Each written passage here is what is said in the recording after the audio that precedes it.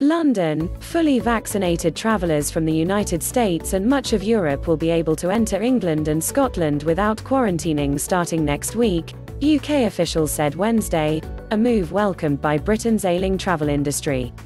The British government said people who have received both doses of a vaccine approved by the FDA in the US or the European Medicines Agency, which regulates drugs for the European Union and several other countries, will be able to take pre- and post-arrival coronavirus tests instead of self-isolating for 10 days after entering England. The rule change takes effect at 4 a.m. UK time, 0300 GMT, on Monday. The Scottish Government, which sets its own health policy, made the same decision. Wales and Northern Ireland haven't announced what they plan to do. Only people who have been vaccinated in Britain can currently skip 10 days of quarantine when arriving from most of Europe or North America. There is one exception to the rule change: France, which the UK has dubbed a higher risk because of the presence of the beta variant of the coronavirus. Visitors from France will continue to face quarantine.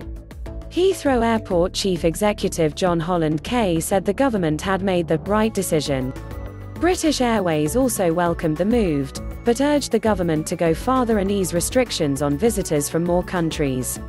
Claire Walker, co-executive director of the British Chambers of Commerce, said the announcement was welcome news.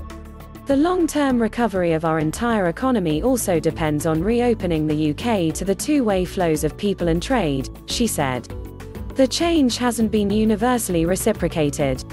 Some European countries, including Italy, require British visitors to quarantine on arrival.